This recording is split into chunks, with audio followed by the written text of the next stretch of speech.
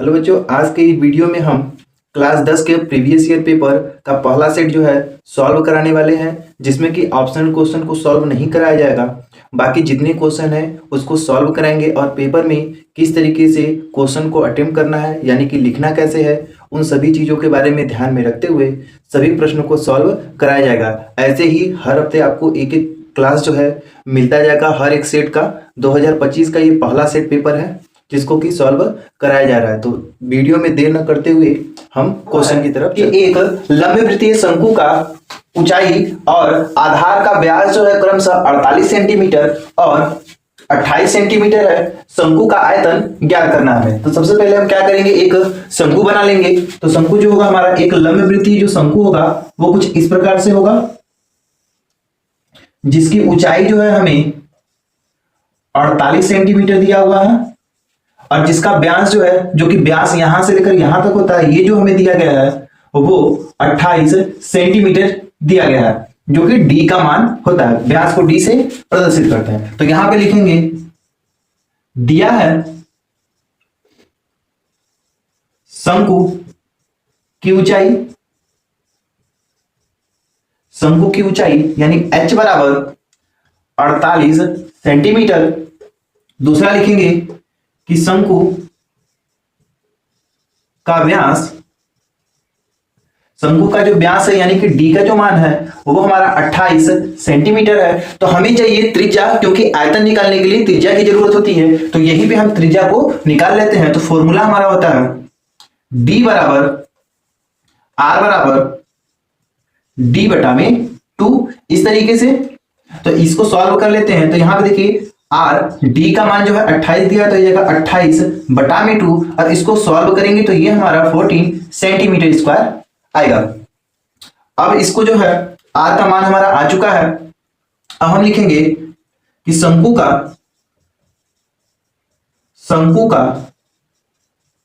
आयतन बराबर 1/3 पाई are square H, ये हमारे शंकु के आयतन का फॉर्मूला होता है। अब हम जो है इन सभी की जगह पे इसका वैल्यू पुट कर देंगे। तो ये हमारा 22/7 गुणे 14 मल्टीप्लाई में यहाँ पर ये हो जाएगा 48।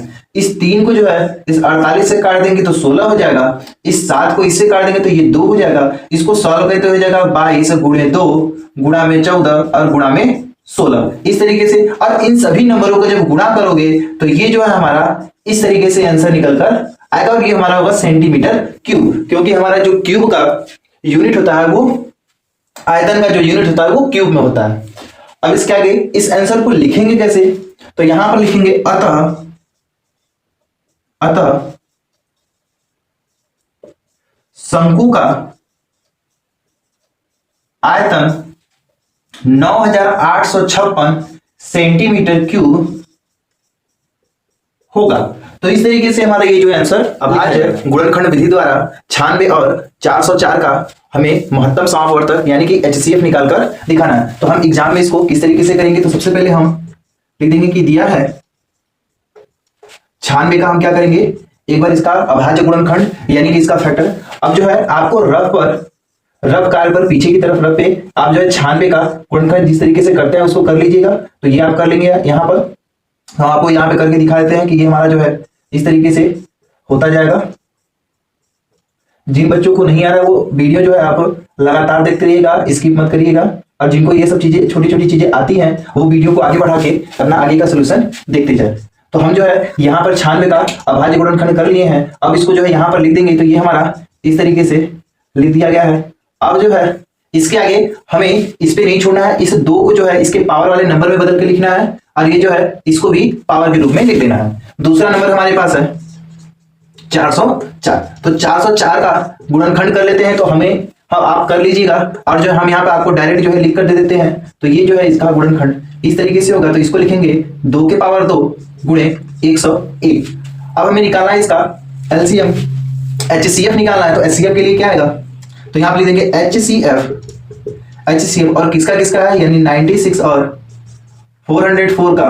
तो ये हमारा जो निकल कर आएगा। अब ध्यान दीजिएगा इन दोनों में सबसे लोएस्ट पावर देखेंगे, यानी कि 2 का पावर 2 यहां पर है तो यहां से भी 2 के पावर 2 को ले लेंगे, दोनों से कॉमन, तो यहां 2 के पावर 2, और इसको हल करने पे आएगा 4, और यही जो होगा हमारा इस क्वेश्चन का सॉल्यूशन निकल कर आएगा। बढ़ते हैं, जो हमें क्वेश्चन दिया गया है वो क्वेश्चन हमारा दिया हुआ है कि बिंदु -1,7 और 4,-3 को मिलाने वाली रेखाखंड 2:3 के अनुपात में विभाजित करने वाले बिंदु के निर्देशांक ज्ञात कीजिए। तो सबसे पहले अगर इसका थोड़ा सा ग्राफ के तरीके से बनाया जाए तो ये -1,7 ये बिंदु है, इसका दूसरा जो बिंदु होगा वो हमारा मान लीजिए बिंदु ए हो गया, और इसके बिंदु बी को बनाया जाए तो ये हमारा 4-3 हो जाएगा, और इसको अनुपात करने वाली बिंदु इसको बना ले पी को, तो ये हमारा x, y हो जाएगा, और इनके बीच का अनुपात लिखा जाए तो ये जो होगा हमारा 2:3 हो जाएगा। तो सबसे पहले हम ये मान लेते हैं कि माना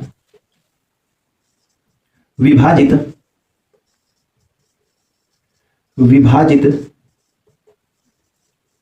करने वाले बिंदु के निर्देशांक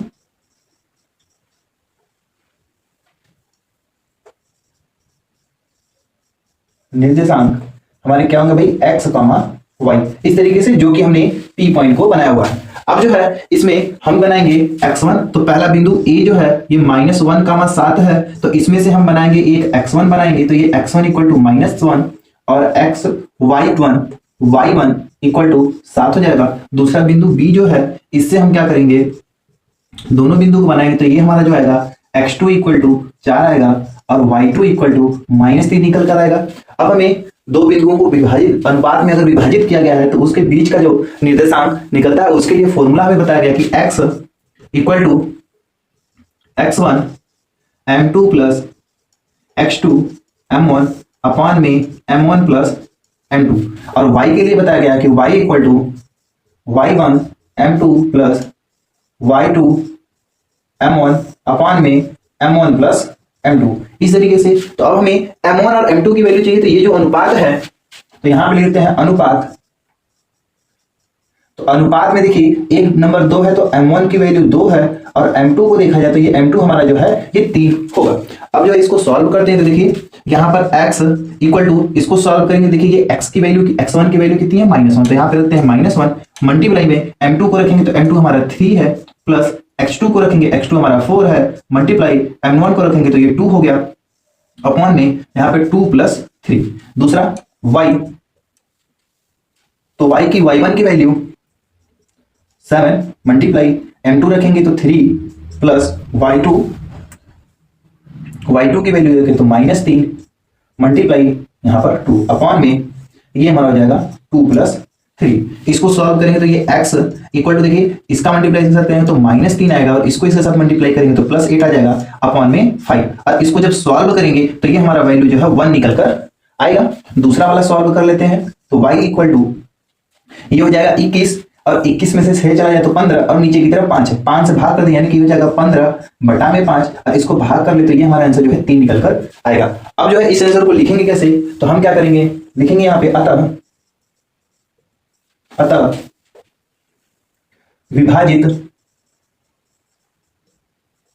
विभाजित करने वाले बिंदु के निर्देशांक 1,3 होंगे। तो इस तरीके से ये हमारे क्वेश्चन का सलूशन निकल कर आया हुआ है कि साइन अल्फा बराबर 1/2 और कॉस बीटा बराबर 1/2। तो बताइए कि अल्फा प्लस बीटा का मान क्या होगा, यानी कि हमें इस अल्फा और बीटा का मान निकालना पड़ेगा, अब उसके बाद इसको सॉल्व करना पड़ेगा। तो इसको लिख लेंगे कि दिया है साइन अल्फा बराबर 1/2 तथा कॉस बीटा बराबर 1/2। अब जो है इन दोनों को हम सॉल्व करना शुरू करेंगे, तो सबसे पहले इसको सॉल्व करेंगे तो ये हमारा साइन अल्फा ऐसे ही रहेगा। अब हम बात करेंगे कि 1/2 साइन में कितने डिग्री का मान होता है, तो हमें ये बताया गया है कि साइन 30 डिग्री का जो मान होता है वो 1/2 होता है। अब यहां से साइन जो है एक दूसरे से कैंसिल आउट हो जाएंगे, हट जाएंगे, और ये हमारा अल्फा का मान जो है 30 डिग्री निकल कर आएगा। इसी तरीके से दूसरे को सॉल्व करेंगे तो ये कॉस बीटा = ये हमारा कॉस 60 डिग्री का मान निकल कर आएगा, और इसको जब सॉल्व करेंगे तो बीटा बराबर ये हमारा 60 डिग्री बन कर आएगा। अब हम इन दोनों को क्या करें, जोड़ दें। तो अगर हम इसको समीकरण नंबर 1 बना लें, इसको हम समीकरण नंबर 2 बना लें, तो यहां पर समीकरण 1 प्लस समीकरण 2, यानी समीकरण 1 और 2 को क्या करें, जोड़ दें। तो इधर हो जाएगा अल्फा प्लस बीटा बराबर 30 प्लस 60, और इस सबको कर लेंगे तो ये अल्फा प्लस बीटा बराबर 90, और यही हमारा जो है आंसर निकल कर आएगा। तो यहां पे लिखेंगे अतः अल्फा प्लस बीटा का मान 90 डिग्री होगा। तो इस तरीके से ये क्वेश्चन का सलूशन हम लिखेंगे। इसके बाद जो हमें क्वेश्चन दिया गया, कह रहा है कि मूल बिंदु तथा बिंदु P से -6, 8 के बीच की दूरी क्या होगी। तो सबसे पहले हम P बिंदु को ले लें। तो P बिंदु में हमें मान दिया है कि -6, 8। अब इसमें देखा जाए तो एक हमारा x1 बनेगा और एक हमारा जो है y1 बनेगा। तो इसको अगर हम इस तरीके से लिख लें कि x1 इक्वल टू -6 और y1 इक्वल टू 8, तो हमारा एक दिया है मूल बिंदु। तो मूल बिंदु जो होता है वो हमारा 0,0 होता है। तो मूल बिंदु हमारा 0,0 हो गया। तो यहां से बनेगा x2 जो कि 0 हो जाएगा, और y2 को देखा जाए तो वो भी हमारा 0 होगा। अब यहां पे हम फॉर्मूला लिखेंगे कि दो बिंदुओं के बीच की दूरी, दो बिंदुओं के बीच की दूरी, तो ये हमारा जो फॉर्मूला होता है वो होता है अंडर रूट में x² माइनस x1 का whole square plus y2 minus y1 का स्क्वायर। इस तरीके से फॉर्मूला होता है। इसको जो है सॉल्व करेंगे तो x2 का मान रखेंगे, तो x2 का मान जो है 0 दिया गया है, तो यहां पे रख देंगे 0 माइनस x1 का मान -6 दिया है, तो -6 हो जाएगा। और इस ब्रैकेट को क्लोज करके इसका होल स्क्वायर प्लस दूसरा वैल्यू पुट करेंगे 0 यहां पे माइनस, और इसकी वैल्यू पुट करेंगे y1 की, तो y1 की वैल्यू पुट करके इसका होल स्क्वायर। इसको सॉल्व करेंगे, देखिए ये हो जाएगा 6 का होल स्क्वायर, और इस वाले को लिखेंगे तो ये जाएगा -8 का स्क्वायर। इसको सॉल्व करेंगे तो देखिए एक जो हमारा आएगा ये 36 आ जाएगा, और इस वाले को हल करेंगे तो ये 64 हो जाएगा। दोनों को अगर ऐड कर दे तो ये हमारा अंडर रूट में 100 हो जाएगा। और इसको सॉल्व करेंगे तो ध्यान रखिए दोनों के मान आते हैं प्लस और माइनस, तो हम क्या करेंगे, सिर्फ और सिर्फ प्लस कर लेंगे, क्योंकि दूरी जो होती है हमेशा प्लस में आती है। तो ये हमारा निकलकर आंसर निकलकर आएगा। तो यहां पर लिखेंगे अतः, आंसर जो लिखेंगे अब हम, तो उसको लिखेंगे अतः बिंदु P यानी कि -6,8 और मूल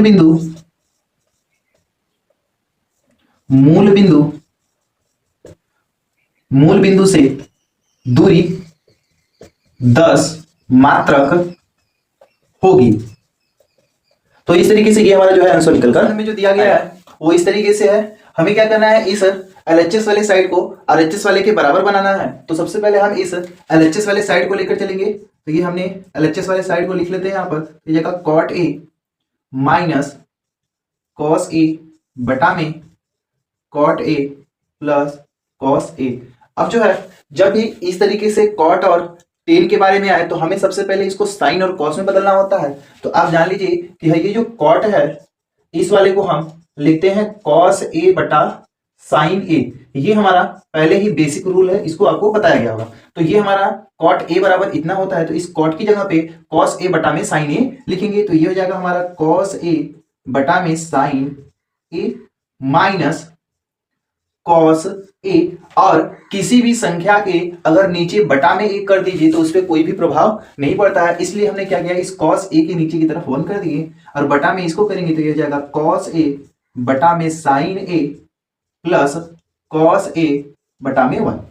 अब जो है हम क्या करेंगे, इसमें देखिए यहां पर भी cos है और यहां पर भी cos है, इन दोनों में से cos को कॉमन निकाल लेंगे। यहां पर भी नीचे वाले से भी दोनों cos को कॉमन निकाल लेंगे। तो जब कॉमन निकालेंगे तो ये हमारे देखिए यहाँ पे cos A बचेगा क्या, यहां से cos निकलने के बाद बचेगा 1 अपॉन sin A बचेगा, और ये माइनस यहां से cos निकलने के बाद यहाँ पे 1 बचेगा, और 1 अपॉन 1 यानी कि ये 1 हो जाएगा।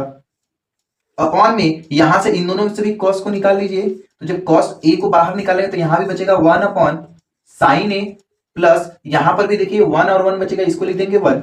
अब जो है इसको देखिए ये जो cos है इस वाले cos से कैंसिल आउट होगा, क्योंकि ये दोनों क्या है, मल्टीप्लाई में है, और जब मल्टीप्लाई में रहेंगे तो ये दोनों कट जाएंगे, क्योंकि ये वाला इस पूरे के मल्टीप्लाई में और ये वाला जो है इस पूरे के मल्टीप्लाई में है। आगे बढ़ेंगे तो ये दोनों यहां पे बचेंगे 1 upon sin A minus 1 upon में 1 upon sin A plus 1।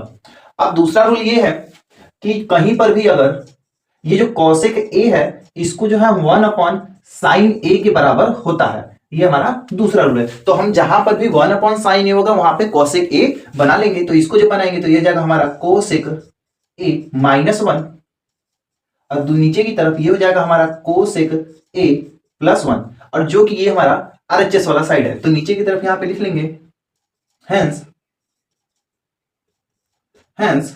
LHS equal to RHS। ये क्वेश्चन जो है इस तरीके से हमारा सॉल्व। देखिए क्वेश्चन हमें दिया गया है कि किसी एपी के 17वां पद उसके 10वें पद से 7 अधिक है। तो हमें इसमें पूछा गया कि सर्वांतर ज्ञात कीजिए। तो हम क्या करेंगे, इसमें हमें दिया हुआ है 17वां पद, तो हम लिखेंगे दिया है तो 17वां पद जो होता है वो हमारा A17 होता है और A17 को हम फॉर्मूले के अकॉर्डिंग अगर लिखें तो ये जो है हमारा ये आएगा A+16D इस तरीके से। अब उसके बाद दूसरा दिया है 10वां पद, तो A10 को लिखें तो ये हमारा A+9D निकल कर आएगा। अब हम प्रश्न के अनुसार बात करें, अगर प्रश्न के अनुसार बात करें तो हमसे ये बोला गया है कि ये जो 17वां पद होगा वो 10वें पद में यानी कि A10 के साथ यानी 10वें पद में जब 7 जोड़ देंगे तब ये दोनों आपस में बराबर हैं। अब जान के इन दोनों का वैल्यू जो है यहां से लाकर इसमें रख देते हैं तो ये हो जाएगा A+16D इक्वल टू A+9D +7। इस वाले a को a से घटा देंगे और इस 9 को लाएंगे इस तरह हो जाएगा 16D - 9D इक्वल टू 7।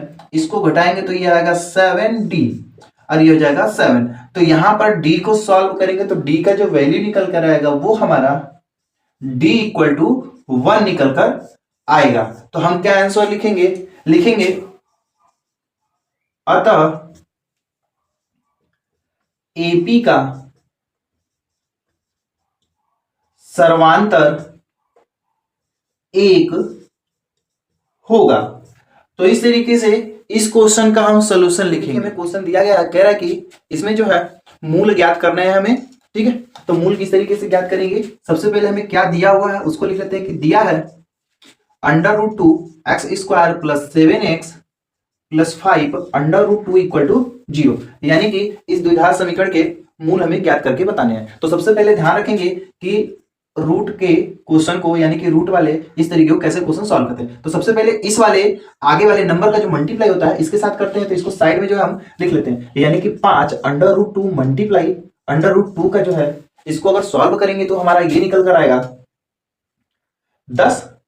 अब जो है ऐसा कोई दो नंबर चाहिए जिनका मल्टीप्लाई करने पे 10 आना चाहिए और उनका प्लस करने पर यहां पे जो साइन है यानी प्लस का साइन है तो यानी उन्हीं दोनों नंबरों को प्लस करने पे ये 7 हमारा निकल कर आना चाहिए। तो ऐसा कोई दो नंबर आपके पास होना चाहिए। तो हमारे पास 5 और 2 है जिनका गुणा करने पर 10 आ जाएगा और जिनको जोड़ने पर हमारा जो है 7 निकल कर आएगा। तो हम जो है इस 7 की जगह पे 5 और 2 लिखेंगे तो ये हो जाएगा √2 x² + 5x + 2x + 5 √2 equal to 0। इन दोनों में जो भी कॉमन दिख रहा है हमें उनको कॉमन ले लिया जाएगा। तो इसके पास और इन दोनों के पास सिर्फ और सिर्फ x है तो दोनों से x को कॉमन ले लेंगे। तो ये हमारा जो है कुछ इस तरीके से ये नंबर बचकर आएगा। आगे बढ़ते हैं, इन दोनों में से कुछ ऐसे कॉमन लेंगे जो दोनों के पास हो। तो ध्यान देंगे इस दोनों टर्म को हम आपको यहां पे समझाते हैं कि ये किस तरीके से होगा। तो यहां पे देखिए ये जो हमारा 2 है इसको हम लिख सकते हैं 2 √2 और यहां पर जो दिया गया है वो दिया है 5 √2। तो अगर हम ऐसा करें यहां से √2 यानी इस वाले में से और यहां से √2 यानी कि इसमें से एक ले लें तो इस 2 के पास सिर्फ यही बचेगा यानी कि √2 कॉमन निकालने के बाद यहां बचेगा √2x और यहां से √2 कॉमन होगा तो यहां बचेगा ये हमारा हो जाएगा यहां पर हो जाएगा 5 और ब्रैकेट खुल जाएगा इक्वल टू 0।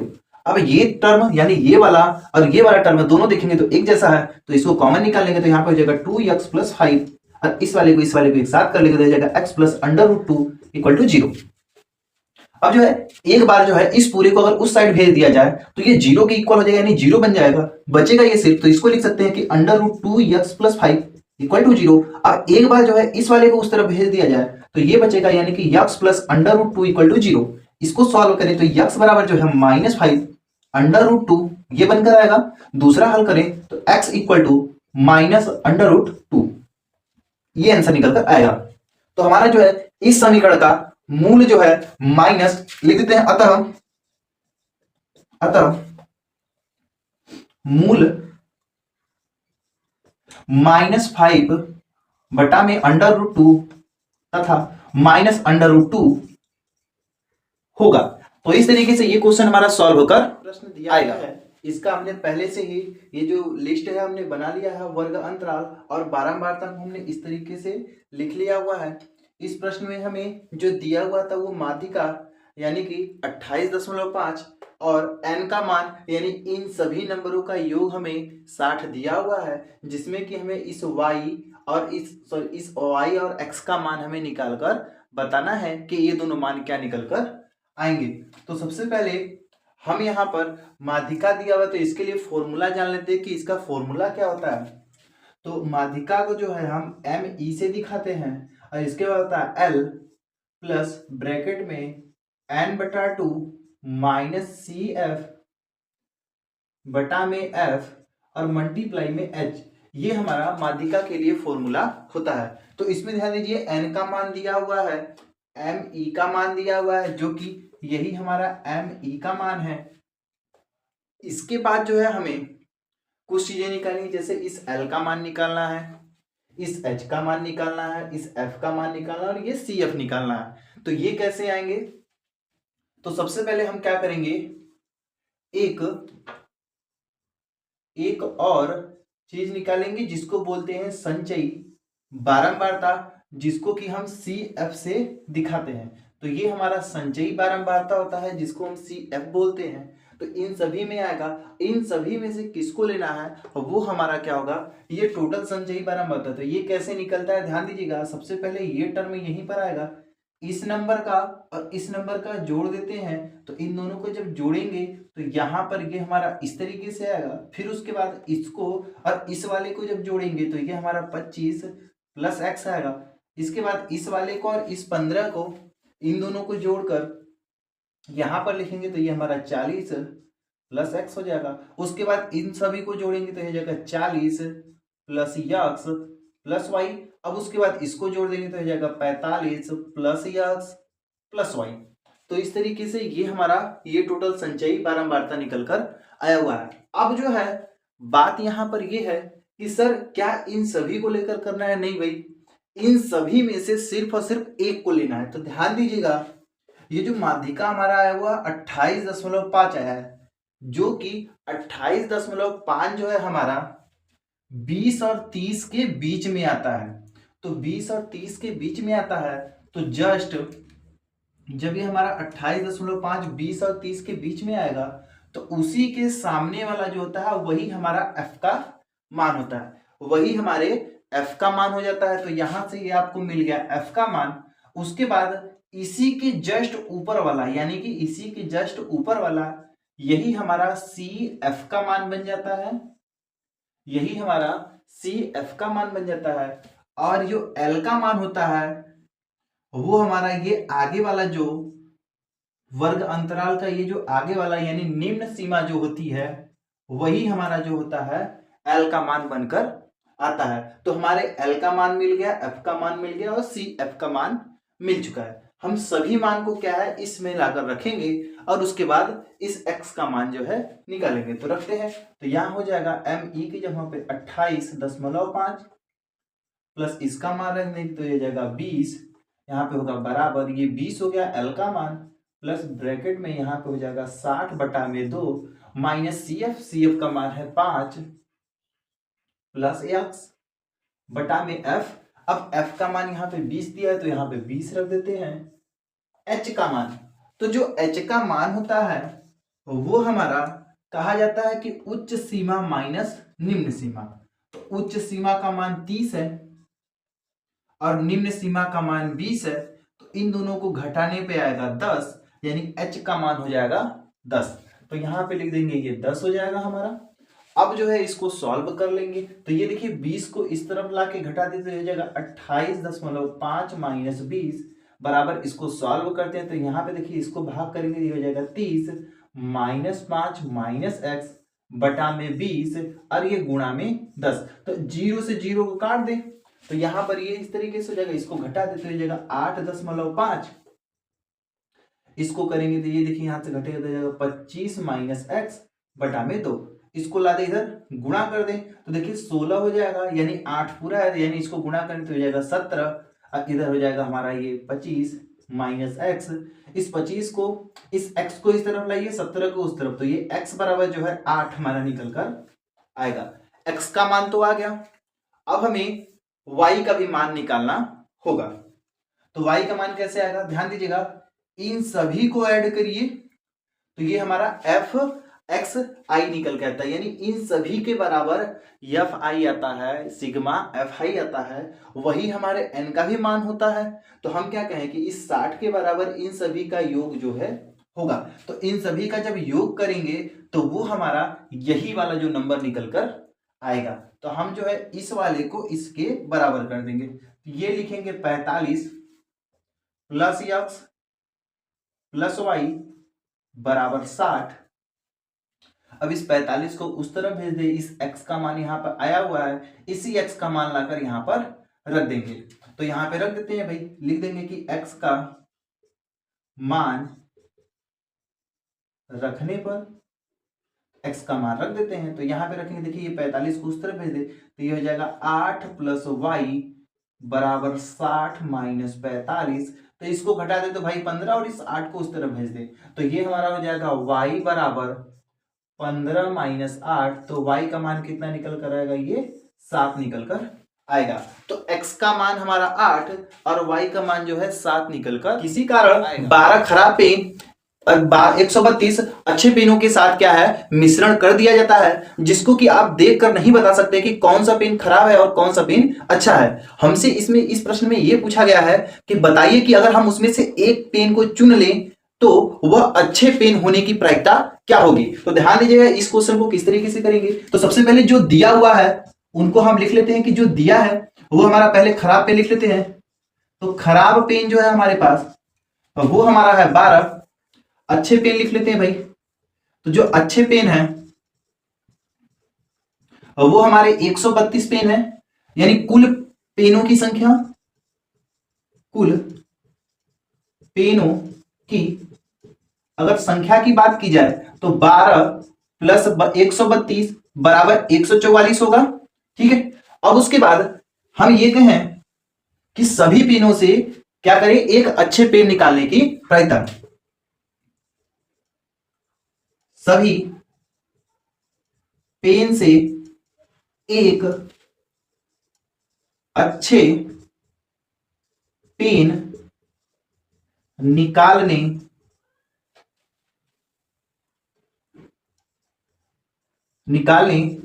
की प्रायिकता। तो ये जो फॉर्मूला होता है हमारा, ये होता है अच्छे पेनों की संख्या, अच्छे पेनों की संख्या बटा में कुल पेनों की संख्या, कुल पेनों की संख्या।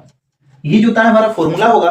अब जो है दोनों का मान रखेंगे तो यहां पर देखिए अच्छे पेन कितने हैं भाई, 132 पेन है, और नीचे की तरफ देखेंगे कुल पेनों की संख्या कितनी है, 144 है। तो ध्यान दीजिए दोनों ही नंबर 12 से कटेंगे, तो हम इसको 12 से काटेंगे तो आएगा 11 बटा, ये 11 बटा 12, यही जो होगा हमारा आंसर होगा। यानी कि हर 12वें पेन में से 11वां पेन जो होगा वो हमारा अच्छा पेन होगा। जो हमें प्रश्न दिया गया है उसमें कह रहा है कि एक भिन्न 1/3 हो जाती है जब उसके अंश से 1 घटा दिया जाए, और वह भिन्न 1/4 हो जाती है जब उसके भिन्न के हर से 8 जोड़ दिया जाए तब। तो हम ऐसा करते हैं कि हम ये मान लेते हैं कि जो भिन्न होगा वो हमारा x बटा y होगा।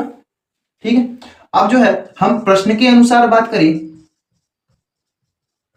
अगर प्रश्न के अनुसार बात करें जो हमारा प्रथम शर्त में बोला गया है, तो प्रथम जो शर्त है हमारा कह रहा है कि भिन्न के अंश से 1 घटा दीजिए, तो यह भिन्न हमारा 1/3 बनकर आएगा। इसको सॉल्व करते हैं तो ये हो जाएगा 3x माइनस 3 बराबर y। इसको हल करेंगे तो ये हो जाएगा 3x minus Y equal to 3, समीकरण नंबर 1। अब दूसरे शर्त पे बात करें तो दूसरी जो शर्त है उसमें ये बोला गया है कि ये जो भिन्न है आपका, इसके हर में 8 जोड़ दें तो यह भिन्न हमारा 1/4 हो जाएगा। ठीक है, अब इसको भी हल कर लेते हैं। तो जब इसको हल करेंगे तो ये हमारा जो होगा वो 4x बराबर y प्लस 8 इस तरीके से आएगा। इसको इधर भेजेंगे तो ये जगह 4x माइनस वाई बराबर 8, समीकरण नंबर 2। अब हम करेंगे कि समीकरण नंबर 2 से 1 को घटा देंगे। तो यहां पे लिखेंगे समीकरण 2 को समीकरण 1 से घटाने पर, ठीक है, तो समीकरण नंबर 2 का मान लिख लेते हैं। तो ये हमारा समीकरण नंबर 2 का मान बराबर के इस तरफ वाला, तो वही चीज समीकरण नंबर 1 के मान को माइनस करके इधर वाले के मान को लिख लेंगे, यानी कि यहां पे हो जाएगा 3x माइनस वाई। अब जो है समीकरण नंबर 2 का 8 हो जाएगा, अब इससे जो है 3 आ जाएगा। इसको हल कर लेते हो जाएगा 4x माइनस वाई, इसको करेंगे तो माइनस 3x, ये प्लस 4y बराबर 8। इसको हल कर लेंगे तो ये हमारा सीधा सीधा यहाँ पे 5 हो जाएगा। अब जो है इन दोनों को घटाएंगे, अब देखिए यहाँ पे माइनस वाई यहाँ प्लस वाई, ये दोनों खत्म हो जाएंगे। इसको करेंगे तो ये हमारा सिर्फ और सिर्फ यक्स बचेगा, और ये यक्स बराबर जो है 5 निकल कर आएगा। अब हम क्या करेंगे, इस समीकरण यानी x का मान जो है समीकरण नंबर 1 मिलाकर रख देते हैं। तो यहां पे लिखेंगे यक्स बराबर 5 समीकरण 1 में रखने पर, ठीक, तो समीकरण नंबर 1 मिलाकर x का मान रहता है। समीकरण नंबर 1 लिख लेते हैं यहां पर 3x माइनस वाई बराबर 3, यहां पे रखेंगे तो 3 गुणे 5 माइनस वाई बराबर 3। तो हम क्या करें, इस y को उस तरफ भेजिए और इस 3 को इस तरफ ला दे, तो ये हो जाएगा 15 माइनस 3, और ये हो जाएगा y। तो y का मान जो निकल कर आएगा वो आएगा 12। तो अब हम इसका आंसर जो लिखेंगे वो लिखेंगे अतः भिन्न x का मान कितना था भाई, 5 हो गया, y का मान 12, भिन्न 5/12 होगी। तो इस तरीके से जो होगा हमारा इस क्वेश्चन का सॉल्यूशन दिया गया है।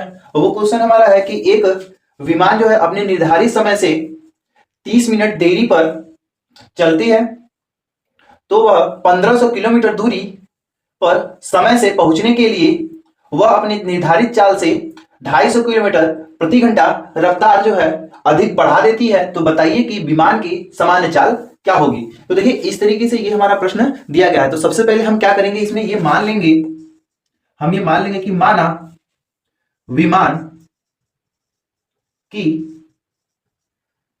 सामान्य चाल जो है वो हमारा x किलोमीटर प्रति घंटा है। अब ये जो चाल है हमारा विमान का चाल, हमने सामान्य चाल मान लिया है। अब हम ये कहेंगे कि अगर प्रश्न के अनुसार बात किया जाए, अगर प्रश्न के अनुसार बात किया जाए तो हमें स्टार्टिंग में 1500 किलोमीटर जाना था x की स्पीड से, यानी कि ये सामान्य चाल से हमको 1500 किलोमीटर पे अगर जाते तो हम जो है अपने निर्धारित समय पे पहुंच पाते। लेकिन क्या हुआ कि हमने जो है आधे घंटे, अब जो है हमने इस स्पीड को क्या किया, यानी कि इस x वाले में सामान्य चाल में हमने 250 किलोमीटर स्पीड को बढ़ा दिया। 250 किलोमीटर हमने स्पीड को क्या किया, बढ़ा दिया। जब इस स्पीड को हमने बढ़ा दिया है तो ध्यान दीजिएगा इनके बीच का जो डिफरेंस, यानी इनके बीच के जो टाइम का डिफरेंस रहा वो हमारा 30 मिनट का रहा। और 30 मिनट यहां पर देखिए ये भी घंटे में है, ये भी 4 घंटे में है, तो इस वाले को भी हम क्या करेंगे, हावर में बदल लेंगे। तो इस तरीके से ये हमारा इक्वेशन बनेगा। अब इस इक्वेशन को हम सॉल्व कर लेंगे। तो सबसे पहले दोनों में 1500 कॉमन है तो उसको कॉमन निकाल लेंगे। तो यहाँ पे हो जाएगा ये 1500, और यहाँ पे देखिए इस वाले का मल्टीप्लाई जब करेंगे तो हो जाएगा x प्लस 250, और इस वाले का जब यहाँ पे करेंगे तो हो जाएगा माइनस x, और बटा में इस वाले को पूरा टोटल देखिए तो ये जाएगा x ब्रैकेट में x प्लस 250, और इधर हमारा देखिए 0 से 0 कटेगा, 3 से इसको काटेंगे तो 2 आ जाएगा, ये हो जाएगा 1/2। अब इसको सॉल्व करते हैं। तो यहां से देखिए x से x कट जाएगा, इस 2 को इधर लाके मल्टीप्लाई करते हो जाएगा 500, तो इधर हो जाएगा 1500 गुणे 500, और इधर वाले पे ध्यान देंगे तो ये x का गुणा x के साथ और इस x का गुणा इसके साथ करेंगे तो ये जाएगा x स्क्वायर प्लस 250 x। इस वाले नंबर को उस तरह भेजते हैं तो ये हमारा बनकर आ जाएगा कि x square plus 250 x minus, इसको करेंगे तो ये जगह इस तरीके से ये हमारा नंबर आएगा। अब इस द्विघात समीकरण को हम सॉल्व करेंगे, जिसमें से x का मान निकालेंगे, वही हमारे विमान का सामान्य चाल होगी। तो इसको सॉल्व करते हैं। तो देखिए यहाँ पे बताया गया था कि इसके सामने जो भी नंबर होता है इसके साथ मल्टीप्लाई करें और इस वाले को उसी दो फैक्टर में करें जिसका गुणनफल यानी गुणा करने पर ये नंबर आए और जो घटाने पर इसके सामने जो चिन्ह है घटाने पर ये वाला नंबर आना चाहिए। तो इसको सॉल्व कर लेते हैं। तो ये हमारा एक्स स्क्वायर होगा। इसको जो है हम अगर 1000 x माइनस 750 यक्स में देखिए इन दोनों को घटाएंगे तो 250 आ जाएगा और इन दोनों का जब गुणा करेंगे तो ये वाला नंबर निकल कर आ जाएगा और यहां पे माइनस 750 इस तरीके से हो जाएगा बराबर 0। इन दोनों में x को कॉमन लीजिए और इन दोनों में 750 को कॉमन ले लेंगे। तो यहां पर जब इसको कॉमन लेंगे देखिए यहां बचेगा यक्स, यहां हो जाएगा यक्स प्लस 1000 और दूसरे वाले में देखिए माइनस 750 जब कॉमन होगा तो यहां बचेगा यक्स प्लस 1000 बराबर 0। अब इन दोनों में देखिए 1000 x प्लस 1000 दोनों के पास है तो इसको कॉमन ले लिया जाएगा। तो ये जाएगा x प्लस 1000 और दूसरे ब्रैकेट में हो जाएगा x माइनस 750 बराबर 0। अब इन दोनों वैल्यू को जब निकालेंगे यानी x को एक बार इसको इधर भेजेंगे तो ये 0 हो जाएगा और एक बार इसको भेजेंगे तो ये 0 हो जाएगा। तो यानी कि इसको जो है हम इस तरीके से ले सकते हैं और दूसरे वाले को x माइनस 750 बराबर 0। इसको सॉल्व करें x प्लस 1000 को सॉल्व करें तो ये x बराबर माइनस 1000 आएगा। इस वाले को यानी x माइनस 750 को सॉल्व करें तो ये हमारा जो है x बराबर 750 आएगा। अब यहां पे बात ये रहा कि सर एक आंसर माइनस में है दूसरा आंसर जो है प्लस में है, तो किस आंसर को हमने सही लेना है। तो याद रखिएगा कभी भी स्पीड जो होती है यानी जो चाल होती है वो ऋणात्मक नहीं होती, यानी ये वाला आंसर हमारा नहीं होगा और यही वाला जो है हमारा आंसर बनेगा। तो इसको लिख लेंगे अतः विमान की सामान्य चाल 750 किलोमीटर प्रति घंटा होनी चाहिए। ठीक, तो इस तरीके से इस क्वेश्चन का सलूशन हमारा दिया गया है कि एक 80 मीटर चौड़े सड़क के दोनों ओर आमने सामने एक ऊंचाई के यानी कि समान ऊंचाई के दो खंभे हैं। तो सबसे पहले हम क्या करते हैं एक सड़क की तरह स्ट्रक्चर बना लेते हैं जो कि पॉइंट ए से शुरू हो रहा है और पॉइंट बी पर है और इनके दोनों ओरों पर समान ऊंचाई के दो खंभे हैं। तो एक पॉइंट को हम डी बना लेते हैं, एक पॉइंट को हम जो है सी बना लेते हैं। ये दो हमारे खंभे हो गए भाई। अब हमसे ये क्वेश्चन में बोला गया है कि खंभों के बीच में सड़कों के यानी सड़क के दोनों ओर दो खंभे स्थित है। एक सड़क के एक बिंदु से इन दोनों खंभों के सिर को देखा जा रहा है। तो मान लेते हैं वो बिंदु जो है वो यहां पर है, ई बिंदु है। इस बिंदु से सड़क के दोनों सिरों को देखा जा रहा है। तो ये हमारा इसके सिरे को देखा जा रहा है और यहां से ही इसके सिरे को देखा जा रहा है। ये सड़क की जो चौड़ाई है वो कह रहा है कि 80 मीटर है। ये 80 मीटर जो है सड़क की चौड़ाई है। अब हमसे ये बोला गया कि ये सड़क की चौड़ाई 80 मीटर हो गई। तो अब हमसे ये पूछा गया है कि इन दोनों खंभों की ऊंचाई कितनी होगी और इसके बीच का दूरी कितना होगा। तो हम क्या करेंगे यहां पे मान लेंगे कि माना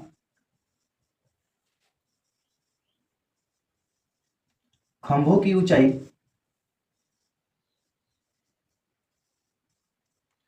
बराबर h मीटर। अब खंभे की ऊंचाई अगर h मीटर है तो अगर इसके इक्वल टू हम लिखें AD बराबर BC तो भी कोई गलत बात नहीं है क्योंकि हमने इसका नाम लिख दिया है। तो ये AB और BC हो जाएगा। अब इसके बाद जो है हम एक दूरी मानेंगे कि बिंदु B से लेकर E तक की जो दूरी होगी बिंदु E से B की दूरी x मीटर है, तब AE की दूरी 80 माइनस x मीटर होगी। यही बात होगा हमारे पास। तो अब हम जो है जो चीज यहां पर लिखा हुआ है इन सभी को इस फिगर के अंदर रख देते हैं। तो देखिए यहां से यहां तक की जो दूरी होगी वो हो जाएगी 80 माइनस x और ये दूरी जो है हमारा x है और ये वाला जो है हमारा h होगा और ये वाला भी यहां से लेकर यहां तक h हो जाएगा, h मीटर। ठीक, ये भी मीटर है भाई, ये भी मीटर है और ये भी मीटर है। अब बात करते हैं कि इन दोनों के बीच का जो कोण है यानी कि यहां से देखने पे इसका कोण और यहां से देखने पे जो इसका कोण है ये दोनों क्रमशः हमारे 30 और 60 डिग्री पर है। तो हम कह देते हैं कि ये वाला जो है होगा हमारा 60 डिग्री होगा और ये वाला जो होगा हमारा 30 डिग्री का कोण होगा। अब हम क्या करेंगे, सबसे पहले एक एक दूरी करके निकालेंगे। तो सबसे पहले हम क्या करते हैं, दोनों कोणों को लिखते हैं भाई कि हमारा कौन कौन सा एंगल है। तो एक एंगल है कि angle C E B equal to 30 degree, तथा दूसरा एंगल है कि angle D E A equal to 60 degree. अब हम क्या करेंगे, दूरी लेकर चलेंगे, यानी कि हमें देखिए ऊंचाई यहां पर मान लीजिए दिया हुआ है और ये हमें आधार भी दिया हुआ है, कोण दिया है। तो हम कहेंगे टेन थीटा बराबर, ये हमारा हो जाएगा आधार यानी लंब बटा आधार। तो टेन थीटा यानी कि टेन थीटा, थीटा की वैल्यू हम 30 डिग्री सबसे पहले लेकर चलेंगे, उसके बाद जो है 60 वाले को करेंगे। तो इसकी हो जाएगी ये टेन, 30 डिग्री के लिए हल करेंगे तो यहाँ लंब जो है h हो जाएगा और आधार आपका यक्स हो जाएगा। इस वाले का मान रख देते हैं, तो ये हो जाएगा 1 बटा कड़ी में 3 बराबर h बटा x। इस वाले को इधर भेज दें और इस वाले को इधर भेज दें, तो देखिए ये हमारा क्या निकल कर आएगा कि h अंडर रूट 3 बराबर x, यानी x का जो मान है वो हमारा h अंडर रूट 3 निकल कर आएगा। इसको मान लेते हैं समीकरण नंबर 1। अब हमने 30 डिग्री को रख के किया हुआ है, ऐसे ही हम 60 डिग्री वाले को रख के भी करेंगे। तो करते हैं उसको, तो यहां हो जाएगा टेन 60 डिग्री बराबर h बटा 80 माइनस x, इस तरीके से, क्योंकि देखिए इस h की जगह पे ये वाला ऊंचाई है और आधार इसका ये वाला, कोण को 60 डिग्री लिया गया। इसको रखेंगे तो यहाँ पे हो जाएगा अंडर रूट 3 बराबर h बटा में 80 माइनस x। इस वाले को इस तरफ लाके गुणा करेंगे तो ये हमारा क्या बनकर आएगा, ये हो जाएगा अंडर रूट 3 80 माइनस x और इधर हो जाएगा h। तो हम क्या करें, इस x का जो भी मान है इस वाले में लाके रख दे। तो यहां पे लिखेंगे समीकरण 1 का मान रखने पर, तो समीकरण 1 का मान लाके रखते तो ये हो जाएगा अंडर रूट 3 ब्रैकेट में 80 माइनस, यहां पे रखते तो ये हो जाएगा h under root 3 bracket close और यहां पे हो जाएगा h। अब इस अंडर रूट 3 का गुणा दोनों के साथ जब करेंगे हम, तो ये हमारा हो जाएगा 80 अंडर रूट 3 माइनस 3h बराबर h। अब इस 3h को उस तरफ भेजेंगे तो ये मिलकर 4h हो जाएगा। तो इसको लिखेंगे 4h बराबर 80 अंडर रूट 3, इस तरीके से। अब इस 4 का इसमें भाग कर देंगे तो जाहिर सी बात है ये 80 से कट जाएगा, तो h का जो मान निकल कर हमारा आएगा, तो h बराबर हमारा निकल कर आएगा 20 अंडर रूट 3। इस तरीके से ये हमारे h का मान निकल कर आएगा। और इसी h का मान जो है हम यहां पर लाकर, यानी समीकरण नंबर 1 में लाकर रख देते हैं। तो देखिए हमारा क्या निकल कर आएगा, जब हम समीकरण नंबर 1 में लाके रखते हैं, तो ये हमारा समीकरण नंबर 1 है। तो लिखेंगे h का मान समीकरण 1 में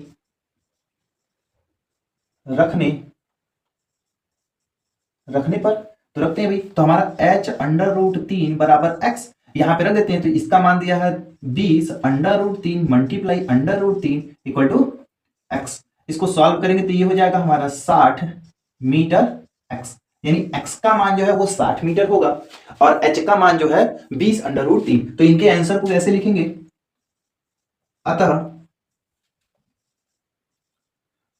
खंभों की ऊंचाई 20 अंडर रूट 3 तथा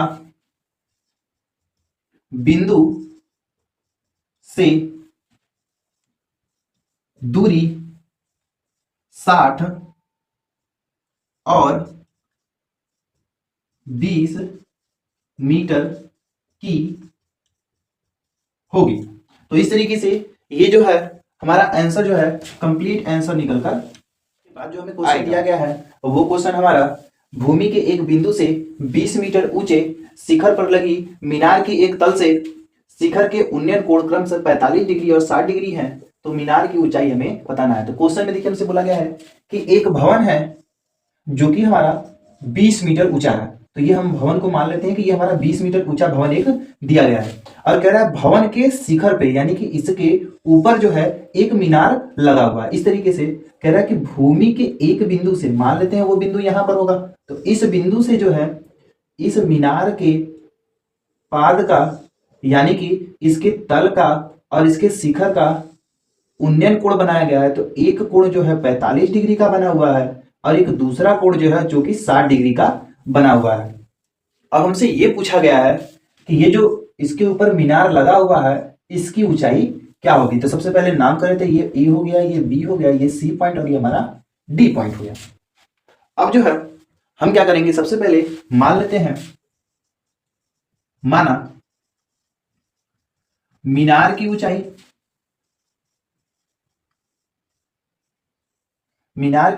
h यानी कि h मीटर, इसको जो बोल सकते हैं, इसको कह सकते हैं कि ये हमारा डी से लेकर सी तक की दूरी को बोला गया है। अब हम ये कहें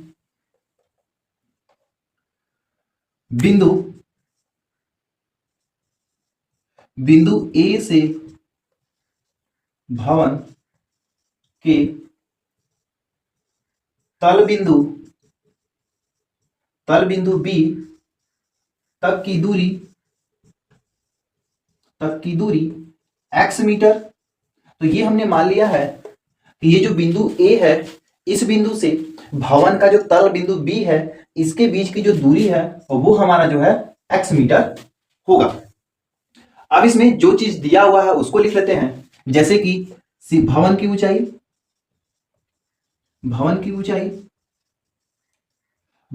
दी गई है 20 मीटर, जिसको कि हम अगर नेमिंग के हिसाब से देखें तो ये बी और सी का मान हमें दिया हुआ है।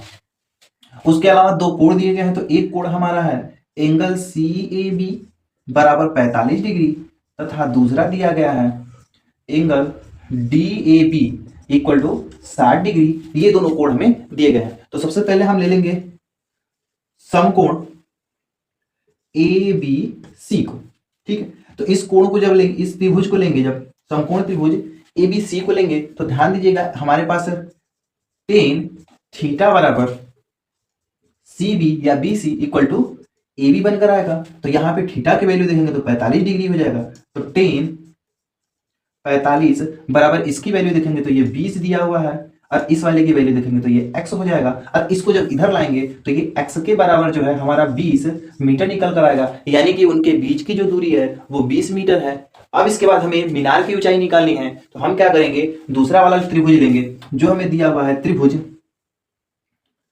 A B D. तो इस त्रिभुज को लेकर चलते हैं। तो इस त्रिभुज में लेंगे तो टेन थीटा बराबर D B upon A B. अब इसमें जो है वैल्यू पुट करेंगे, तो वैल्यू जब पुट करेंगे देखिए टेन 60 डिग्री बराबर डीबी की वैल्यू अगर देखें तो डी से लेकर बी तक के मान को रखें तो ये हो जाएगा h प्लस 20 अपॉन में x, ठीक है। अब इस वाले की वैल्यू पुट करें तो ये हमारा जो होता है ये हमारा अंडर रूट 3 होगा बराबर h प्लस 20 अपॉन में x। अब जो है कहोगे सर x की वैल्यू आ चुकी है तो उसको रखते हैं। तो बेटा आप क्या करें, इस x की वैल्यू देखिए यहां पर आया हुआ है x बराबर 20 मीटर, तो इस x का मान यहां पे लाकर रख देंगे। तो x का मान रखते हैं तो लिखेंगे समीकरण 1 का मान रखने पर, तो समीकरण 1 कौन सा था भाई x बराबर जो 20 मीटर आया था उसी को हमने समीकरण नंबर 1 माना हुआ है। तो यहां पर पहले इसको लिख लेते हैं कि under root 3 equal to h plus 20।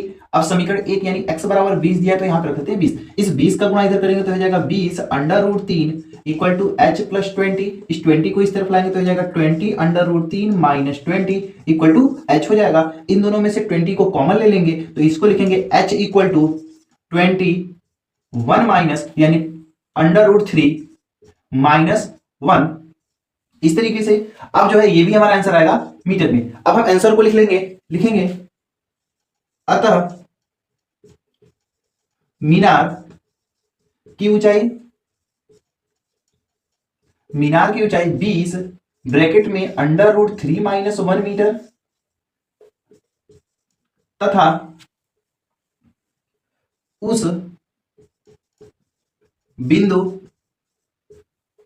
बिंदु से भवन के बीच की दूरी 20 मीटर होगी। तो इस तरीके से इस क्वेश्चन का सॉल्यूशन हम जो है दिया गया है। ये क्वेश्चन हमारा बोला जा रहा है कि एक लकड़ी के ठोस बेलनाकार बेलनाकार टुकड़े को ले लिया गया है जिसके दोनों सिरों पर अर्धगोलाकार खोद कर बनाया गया है। जैसा कि अभी हम जो है फिगर 1 बनाएंगे, उसी फिगर को वो आपको प्रश्न में पहले से ही दिया हुआ है। तो वो जो फिगर होगा वो कुछ इस तरीके से है। एक हमारा एक लकड़ी का टुकड़ा है बेलनाकार जो कि इस तरीके से है, जिसके ऊपरी सिरे पर और नीचे वाले सिरे पर, दोनों सिरे पर हमें क्या किया गया है, अर्धगोलाकार जो है इसमें गड्ढा कर दिया गया है। इस तरीके से ये अर्धगोलाकार जो है गड्ढा किया गया है। ये अर्धगोलाकार इसमें दोनों तरफ गड्ढा किया गया है। अब हमसे बोल रहा है कि इसकी जो त्रिज्या दी गई है वो हमारा त्रिज्या जो है 3.5 सेंटीमीटर है और इसका जो ऊंचाई है वो हमारा 10 सेंटीमीटर है। अब हमसे ये बोला गया है कि गड्ढा करने के बाद इस लकड़ी के टुकड़े का संपूर्ण पृष्ठीय क्षेत्रफल क्या होगा, या फिर ऐसा कह लें ये कोई वस्तु है, इसका संपूर्ण पृष्ठीय क्षेत्रफल क्या निकल कर आएगा। तो इसको ज्ञात करते हैं। सबसे पहले जो जो चीजें हमें दिया गया है उन पे बात कर लेते हैं कि जो जो चीजें दी गई उनको लिख लेते हैं। तो सबसे पहले इस लकड़ी के टुकड़े की ऊंचाई यानी बेलन की ऊंचाई, तो बेलन की ऊंचाई, तो बेलन की ऊंचाई यानी h बराबर 10 सेंटीमीटर। बेलन की त्रिज्या, तो बेलन की त्रिज्या देखा जाए तो 3 यानी कि r का मान जो मान दिया गया है 3.5 सेंटीमीटर। दूसरा देखा जाए इस अर्धगोले की त्रिज्या भी वही होगी, तो यहां पे लिख लेंगे अर्धगोले की त्रिज्या r बराबर 3.5 सेंटीमीटर। इस तरीके से तो यहां पर अर्धगोले की त्रिज्या और बेलन की त्रिज्या दोनों समान है। अब हम क्या करेंगे, इस पूरे वस्तु का संपूर्ण पृष्ठीय क्षेत्रफल निकालेंगे। तो लिख लेते हैं वस्तु का संपूर्ण पृष्ठ क्षेत्रफल। तो संपूर्ण पृष्ठ क्षेत्रफल बराबर क्या होगा, ध्यान दीजिएगा।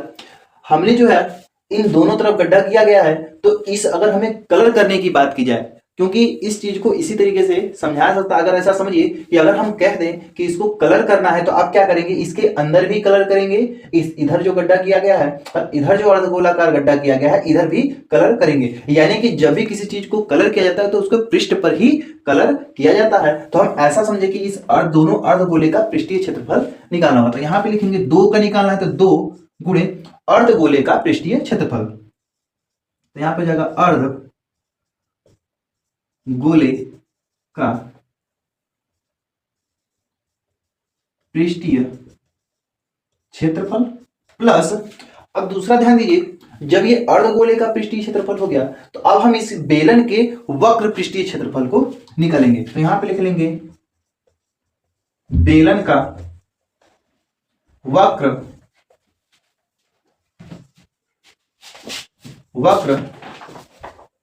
पृष्ठीय क्षेत्रफल। अब हम दोनों फॉर्मूले की बात करें तो पहला देखा जाए तो ये हमारा हो जाएगा 2 × 2 पाई r स्क्वायर, इस तरीके से पृष्ठीय क्षेत्रफल के लिए। दूसरा देखा जाए प्लस इस वक्र पृष्ठीय क्षेत्रफल का बात करें तो ये हमारा जो हो जाएगा पाई r 2 पाई r h। इस तरीके से इन दोनों का फॉर्मूला, अब ध्यान दीजिएगा, इसमें से पाई r को जो 2 को, पाई को और r को कॉमन लिया जा सकता है। तो यहां से हम क्या करें, 2 कॉमन ले ले, पाई कॉमन ले और r भी कॉमन ले। तो यहां से देखिए क्या बचेगा, 2r बचेगा और यहां से सिर्फ और सिर्फ h बचेगा। अब जो है सभी का जो है मान लाकर इस वाले में रख देते हैं। तो देखिए मान रखेंगे तो ये जगह 2 × 22/7 गुणा में r का मान रखेंगे तो 3.5 और यहां पर देखिए 2 गुणे 3.5 प्लस 10।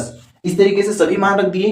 अब अगर सोचोगे कि अब इसको इससे काट दिया जाए, कट रहा है, तो थोड़ा सा सोचना, उसको समझना कि अगर हम इस 2 का गुणा इसमें कर दे तो ये सीधा सीधा 7 हो जाएगा और इस 7 से कट जाएगा। तो हम कर लेते हैं वही काम कि हमारा क्या हो जाएगा भाई, ये 22 गुणे 7, ये 7 हो जाएगा और इन दोनों का गुणा करें तो ये भी 7 हो जाएगा प्लस 10 हो जाएगा। और इसको हल करें तो देखिए ये हमारा जो हो जाएगा, ये हो जाएगा 22 गुणे में, क्योंकि ये 7 से 7 तो कट गया, ये हो जाएगा 17। अब इन दोनों को जो गुणा कर देते हैं तो ये हमारा हो जाएगा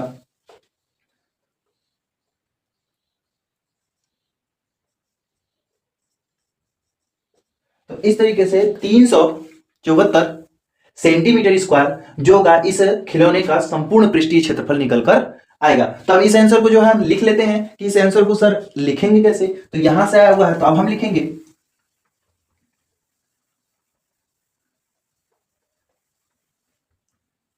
अतः वस्तु का संपूर्ण पृष्ठ क्षेत्रफल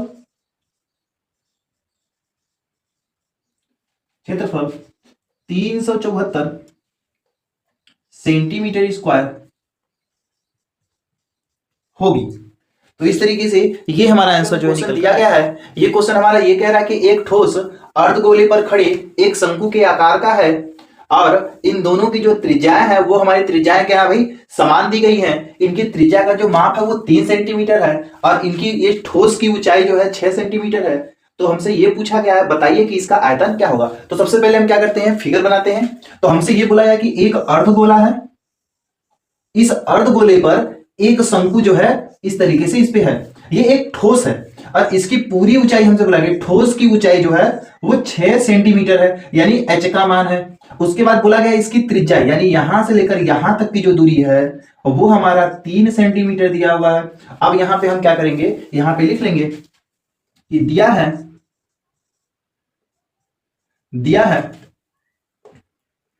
शंकु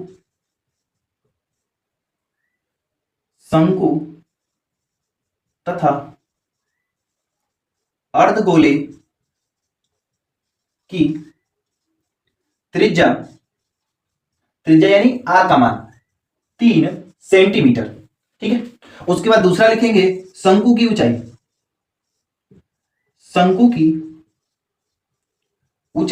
तो शंकु की ऊंचाई यानी h का मान जो है, अब ध्यान दीजिएगा अगर हम ये कहें कि यहां से लेकर यहां तक भी ये हमारा अर्धगोले की त्रिज्या ही होगी, यानी कि ये वाली जो दूरी होगा यहां से यहां तक ये 3 होगा और ये पूरी दूरी जो है 6 है। तो हम ऐसा कहें ये जो शंकु की ऊंचाई होगी, हम ये कहें पूरी ऊंचाई में से त्रिज्या को अगर घटा दें तो हमारा जो है ये शंकु का ऊंचाई निकल कर आएगा। तो इस तरीके से ये हमारा जो है हमने पूरी ऊंचाई में से त्रिज्या को निकाल दिया है, तो ये हमारा शंकु का ऊंचाई निकल कर आया हुआ है।